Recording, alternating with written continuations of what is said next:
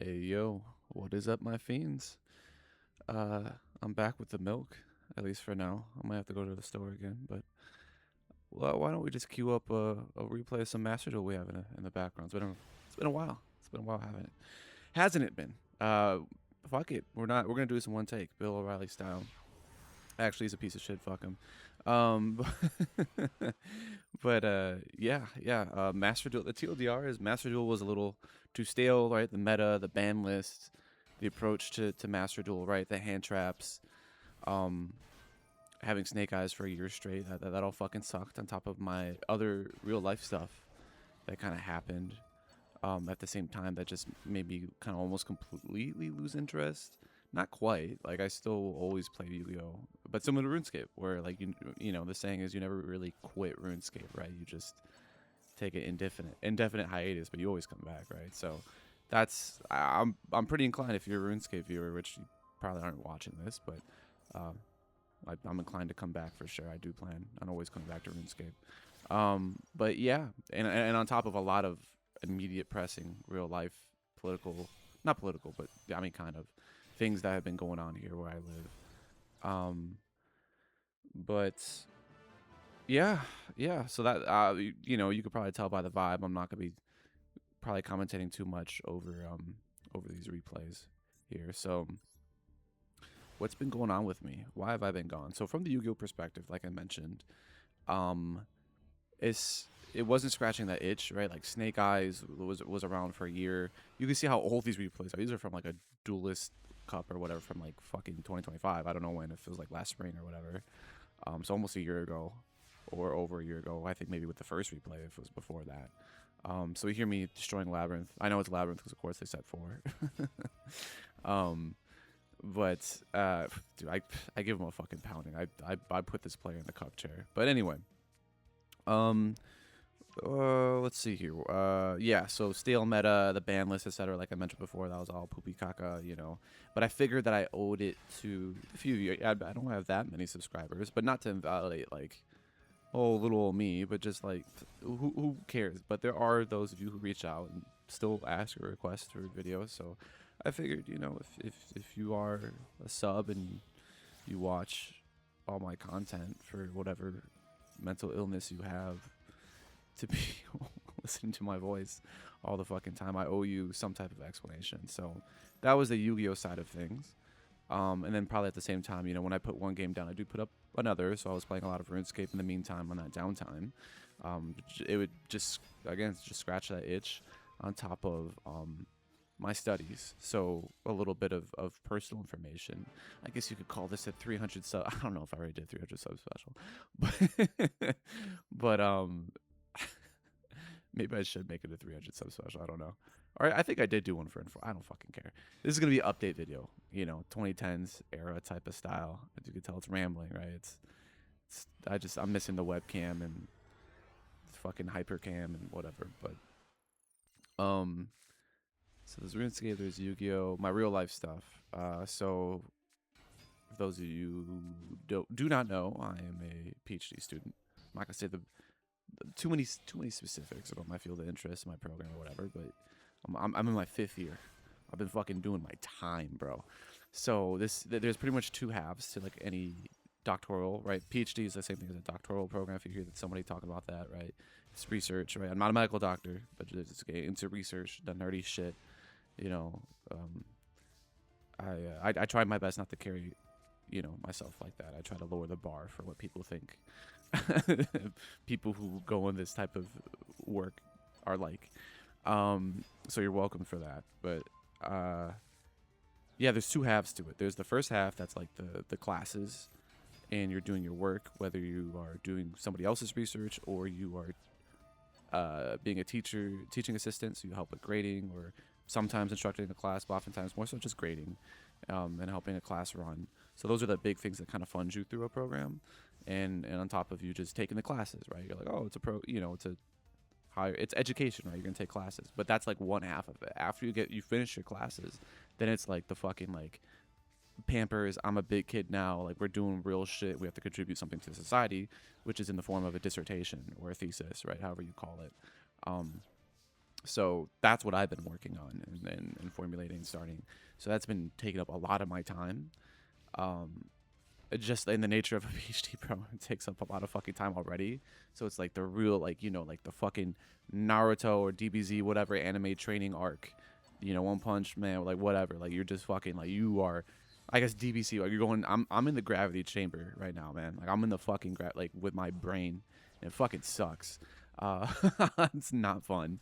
Um, it's not all horrible because I'm passionate about my research interests. I happen to be, and that was typically the motivating factor what kept me in this field or this program for as long as it has.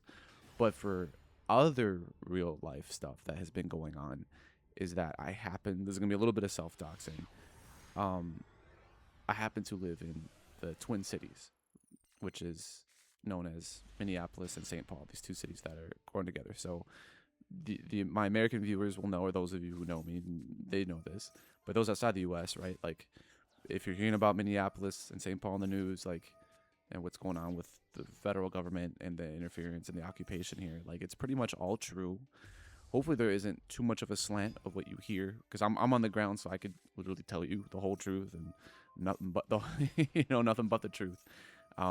So, um, yeah, it's pretty much the rise of fascism, um, which is like a little bit scary to hear when there's Yu-Gi-Oh in the background. Bear with me. We'll get through this together. I'm fine. I'm fine as I can be. Don't worry. I'm not in some fucking, I don't know, a sneak away place to get to Cuba or whatever, even though they're running out of oil. But anyway, um, yeah, November. I mean, there is federal stuff going on throughout the whole year since the starting of the presidency, right? This is something that was being campaigned on, and shouldn't surprise anybody, right? If you talk to anybody that's like, oh, this is whatever, this is what the fuck you voted. You voted for fascism. He said he was going to do this. Trump is doing what he just enacted. He said he was going to do. There's no, at a certain point, this is the plan. This is part of it. They wrote it out. It's called Project 2025. On top of just the playbook that we've done to every other country, right? American. You know a little bit of the history. Know a little bit about CIA.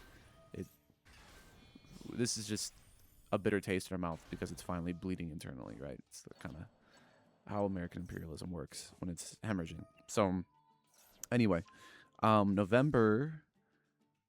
December of 2025 was when I first started seeing ice on my actual block, on my street, which was, it's interesting because that's not the fucking border. If you guys look up where Minneapolis, St. Paul is, it's not the fucking border. Also, not by the airport where I live, right? So that additionally does not make sense, right? Even if it's by an airport. So, and I was able to see in real time the hatred and bigotry and a certain agenda being ramped up and fear mongering that was being put straight into my neighborhood and my community, and the absolute fear and attempted chaos that was been unleashed by the federal government, right? And this is just by a little bit. This is December. This isn't even as bad as it was when I came back from a refreshing vacation or holiday break. I came back, and they announced Operation Metro Surge to add an additional 2,000 or something. So there's like a total of 3,000 ICE agents in that first couple weeks of January of 26. So I'm recording this, sometime in February. Hopefully I get this out soon. I might be within the day, but yeah, so like a little over a month ago as the time of this recording, right, was when a lot of this bullshit really started to uptick. And yeah, these fuckers, they did it on an anniversary of January 6th. Christy Noem and her dumbass, and they brought all these fucking feds in, and yeah, over 3,000 of these fuckers with their masks on, attempting to regulate certain populations, right? If you know anything about Twin Cities, there's obviously, as you heard now, a big Somali population, but there's in St. Paul there's a big Hmong population, and throughout both there's a big Latino population, which the last part isn't that uncommon, right, for a lot of American cities in the urban areas. However, when it comes to the context of the Somali community after the whole outrage of the Nick Shirley stuff, the number is like at least 90% of the Somali community is either naturalized or a U.S. born citizen. So you're not deporting anybody from that community specifically. Like, good fucking luck. Like, you're gonna, what, there's like 3 people here that might not have their fucking papers, and you're gonna send 3,000 agents to do that. That's a waste of taxpayer money, right? We could have used that to go on our health insurance. So, but yeah. So that happened January 5th or 6th, right? There was a Monday, and then Chrissy Noem came in Tuesday, and then literally the day after, Wednesday, was when Renee Good was killed or murdered, cold blood, right? Guy called her a fucking bitch after, and I went to the vigil the day of, right after. I couldn't believe what was happening. It was less than a mile from me, and very close to where George Floyd was murdered 5 or so years ago. And it was just within literal days of this operation, right? They just already killed an unarmed, peaceful U.S. citizen. For no reason other than hatred and bigotry, and fascism, right? To create fear and control. So that was it hit me like a ton of bricks going to the vigil for Renee Good, because I won't say too much about me in my personal life, but she happens to share a name similar to someone very, very close to me. So it hit me real hard, because that was the first time I heard her name. Was when people were shouting, say her name at the vigil, and it fucks with you. It fucks with you, because it could be anybody. It could be your aunt.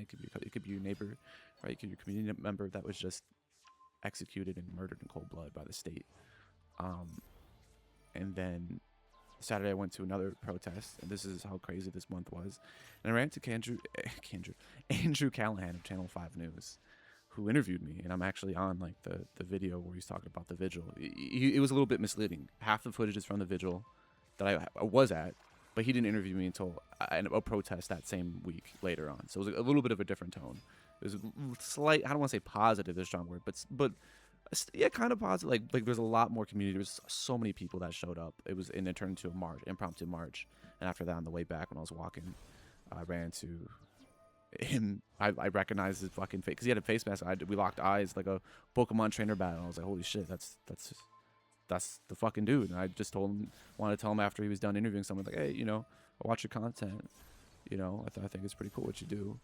And then he was like, we fist bump. He's like, hey man, thanks. You got time for a quick interview? I was like, well, shit, I go off and I fix my fucking hair, put my mask up, because I'm trying to stay, incognito in this shit. And yeah, so you could find footage if you look up the Channel 5 News. You'll recognize my voice. You'll know who I am. I stand out from the rest, and not necessarily in a good or a bad way, but just I'm a little bit different. Like I said, I'm masked up. So yeah, then that happened, and then later there was a general strike in a couple weeks, on top of seeing just all this action and fear mongering going on in my community. And it was beautiful to be able to see how many people were organized. And if you could watch like the drone footage of, I think there was something like, I don't know what the exact, people were throwing around like 70 or 80,000, maybe 100,000 people. It didn't feel like that right away. And it was like subs. I mean, like, to my non-American viewers, right? It's like, when the Fahrenheit is the same as the Celsius, bro, it's fucking cold, right? I don't have to translate the fucking or convert it. It was cold, and we still came out, right? 70,000 plus people to do a general strike and take do some type of action to show, to kind of withhold our labor power in our economy, from the local economy, to show that we're boycotting what's been going on here. And in response, a lot of local businesses were closed, but many stayed open in a volunteer basis and on a donation basis to avoid that.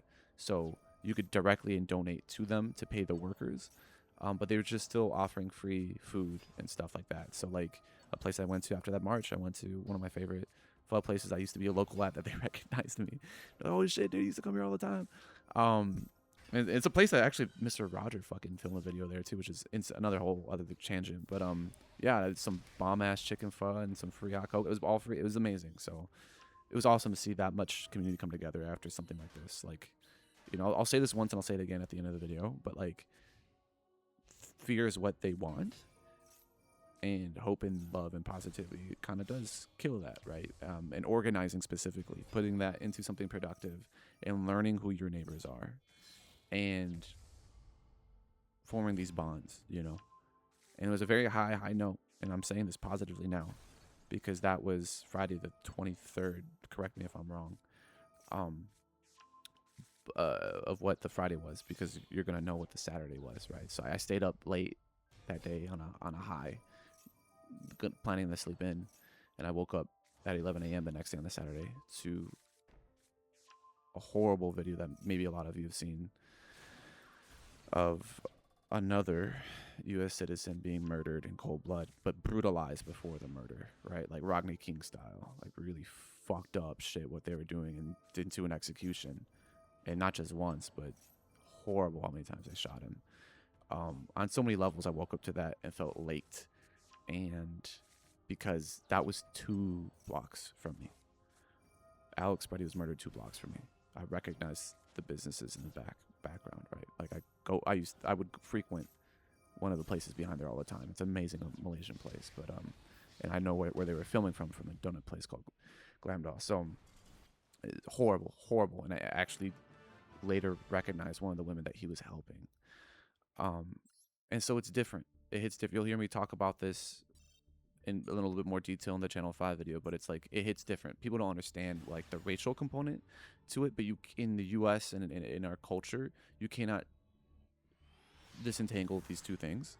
It doesn't mean that race is biological. There is no biological definition of race, but the construct that was made of it had lasting impacts and benefited the U.S. immensely when it came to justifying slavery or, you know, migrant workers or stealing land or whatever, right? Again, like nobody is illegal in stolen land, so that's why it's a very odd thing of what's been going on. But yeah. Anyway, back with Alex Brady, it was a horrible day. I remember waking up late, finding out, you know, a friend was involved with protesting ICE, and I come out later, pretty much right after as they leave, and there was just this whole smoke. It looked like fucking like Green Goblin or like Joker, like laughing crazy gas, right? Like there's like some green hue to this shit, and it was like the whole block and street, like these cross streets that I walked over to, like were just smoke from the fucking chemical agents that were deployed.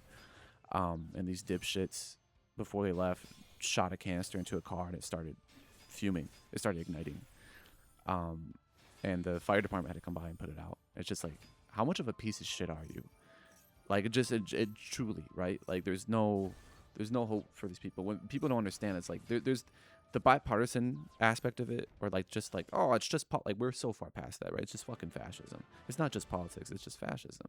And it's a playbook that we saw. And if you open a history book, nothing's different, right? You take advantage of the lack of education among people, which is like, you know, it's pretty easy to, I think my non-American viewers could agree, right? There's a pretty negative stereotype about Americans and the average American and what they know, not just about the world, but about themselves and their own history and our own failing of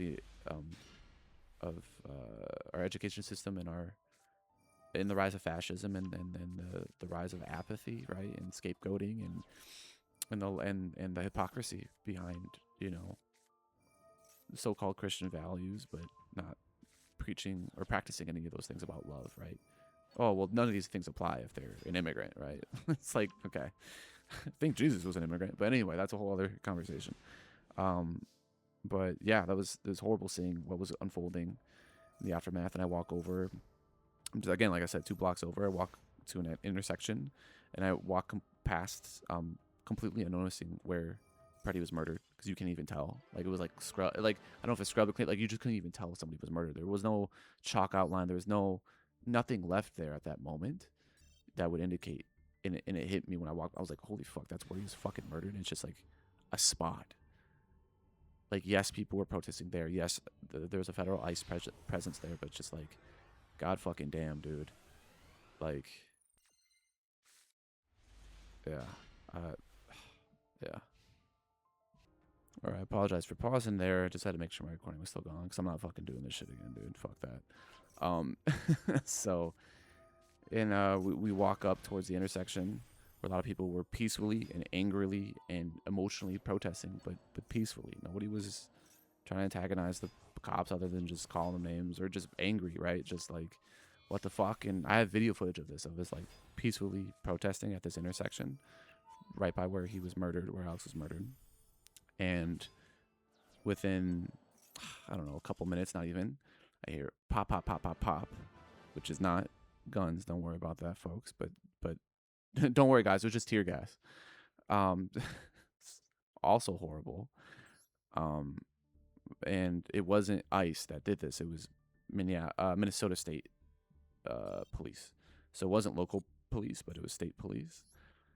And it was a surreal feeling that I also got footage of, trying to push people around me to move a little bit faster out of the fumes. Because there's one thing I learned about tear gas is that if you move fast enough and you hold your breath, you won't get affected, which is better than having a mask and breathing that shit in, which a lot of people were. And in the footage that I took and from my own memory, some things I could never forget were the coughing and gagging and of people around me, not just like, oh, young lived up people, but just like truly like angry community members who were in their 70s, being treated with tear gas. Like, fucking seriously. Not to be ageist, but we're gonna tear gas our elders? Fucking really? That's how we treat our elders here. And yeah, there's a point there was a man limping because he was hit by a canister, but I made sure that he was able to walk. He's able to limp off continually. But there's also in the footage that I have of the guy, somebody passed out, and he eventually came to. But luckily, besides those things, nobody was, from my knowledge, truly hurt. But like, if people were affected, I was walking back with people and trying to connect people with who could get help with who or whatever. But yeah, it's a fucking surreal feeling of shit that Americans watch for shit that happens outside the U.S., right? There's like this privilege of like, oh, that's like a insert third world country, right? And I don't say this lightly, right? I know it is a derogatory term, but that's how Americans think, right? Oh, there's this shithole country, that behavior belongs there. But then how come it's happening internally here and not a small city, right? There's 3 million people in the metro here. It's not a fucking small city. And yeah, that was it was a fucking crazy experience to be gassed by Minnesota State Patrol. And then, I'm fine physically, more or less, but yeah, get back. And eventually the time flies to the point where there's an impromptu, vigil also right by me, and I go there, and then it turns into a march, and it's just crazy feeling of like, how am I doing this shit again within weeks? Somebody even closer physically, right? In somewhat in a circle space. I never knew Alex personally. I can't claim that, but I know people that did, right? That's fucking crazy, right? It shouldn't matter, right? Because there's human empathy to feel sorry for somebody who had their life taken and murdered in that regard. But it's a whole other level to be walking down my street shouting, whose streets are streets, which is a common protesting thing, but like, it hits different when it's on my fucking street that I live on and I'm marching down. Like, what the fuck? So that's what I can remember from that day. Oh, and then eventually people did make a memorial around where he was murdered, the site, and people started giving things and photos and writings and letters and stuff, like, and then people were talking that knew him personally and whatever. So it was somber, and National Guard was there, but they were just there doing patrols or whatever. Fortunately, I'm not saying this pro, not saying this against. I noticed that they didn't have masks on. I noticed that I could notice that they didn't have masks on. I noticed that they were young too. They were fucking kids. Just doing checkpoints, not for pedestrians, for literally for parking, because they knew that there was gonna be a lot of influx of people driving in. But they fucked off within the day, and then the next day it was a somber and peaceful mood. But the community came together to grieve that loss, with the feds gone, not completely, just out of the area. But and then a couple days later, again, it's crazy. I went from Channel 5 to I got invited to be onto CNN with me and some friends of mine in my PhD program, and you could actually see me in the town hall footage that they had that Wednesday after Alex was murdered. and I'm blurred because I'm in the background of the focus of like behind people asking questions. But my friends and family could very clearly tell, like, you could see my eyebrows being raised, or me shaking my head, or me being laughing or angry, depending on who was saying what. So um, that happened a little bit more with the police chief, O'Hara, that they mentioned there, because he said something along the lines of to a question that my friend asked of like, how come chemical agents or whatever was like deployed against citizens, like how could you justify that? And he was like, well, actually there was only 2 instances. And then my friends could tell that I was squeezing my fucking fist in rage, and like, wow, I feel really privileged because I was at one of the 2, right? It says a deployment. Suck my fucking dick. We were peaceful, dude. Imagine being that much of a fucking pussy in full riot gear that you're afraid of angry fucking protesters that their people were killed, and you're not even protecting them. You're protecting the people that killed them, that are occupying a place that they never have no right to be. Very strange stuff. And then there was another general strike, before that, before I even get later, they interviewed Republican stuff, and not from a partisan perspective, but just from literal, like, one of them was like, whatever, they were moderate, they didn't stand for anything, that's fine. But the other 2 were literally peddling what Trump was saying, and not just from like I'm a Republican or whatever. It's just like, no, from literal like MAGA fascist points, where you see this if you watch back the town hall. Like, one of them just started spewing this nonsense about there's this illegal that used a machete to chop the head. I'm like, what the fuck? It took everything in my power not to interrupt live fucking broadcast. But like, what the fuck are you talking about? Like, actually, like, what the fuck are you talking about? Somebody was murdered, one of your constituents, another human being, and you're over here trying to still throw immigrants under the fucking bus that contribute to our society? Like, you don't. It's a nation made up of this. It's like, if you're white, you're an immigrant too. You just gotta go far back enough in the U.S., right? Sorry to pop some people's bubbles, but it was truly enraging. So that's the experience that kind of left my mind, was anger and resentment more than anything else, than some type of closure. But yeah, fucking Anderson Cooper was there. I guess that's part of my bragging rights. My friend was able to take a picture with him after. But yeah, and then later that week there was the second general strike that we did in response to that, and slightly less colder weather, but still negative, brutal temperatures, and still almost a similar turnout of people. Maybe slightly less, but still in the maybe tens of thousands. A lot of motherfuckers there. And then what else? We got one replay left, so I'll try to wrap up, I guess, with that. In the way of what I'm talking about when I'm describing could feel intense and overwhelming, but know that it's not all doom and gloom. That's why I mentioned halfway through that there still is a silver lining, right? Something that my dad used to kind of talk about to me of this concept of that, the American empire is making enemies faster than they could kill them, and it's kind of the same thing internally here. You come to a place you have no business to. You demonize, you brutalize, you fearmonger our people, our community members, and you kill our beloved. You're just gonna make us hate you more. And the interesting thing that I saw with my own eyes, and I'm not gonna say too much of my own involvement, but just the organizing in the community. Like, there's power in that, and taking those emotions and applying them in a way of like, it's unfortunate circumstances is what it had to take to just literally say hi, or like learn what your neighbor's name or what they're like, and try to offer help and extend a hand, which has been going on around a lot here. But it's a beautiful silver lining of like, community is triumphing. There's more of us than them, right? There's like 3 million people in the metro. You even take 10% of that, that's like 300,000 people that are actively gonna say fuck ICE, go fuck yourself, suck our dick. And that's why eventually, on top of the murder, right, they switched out Mussolini for Hitler, fucking Homan for Mussolini, fucking dipshits all around, and there's 700 less of them now. There's still over 2,000 here, fucking federal agents. But anyway, it's still a sign of us winning, right? People was like, oh, but they could always swap them out or whatever. It's like, no, like, there's literally millions of fucking people here that by every growing day hate this administration, and it's showing. And that's something that I witnessed with my own eyes right after I OTK or whatever and knock out all these fucking people. Who gives a shit about these recordings, whatever.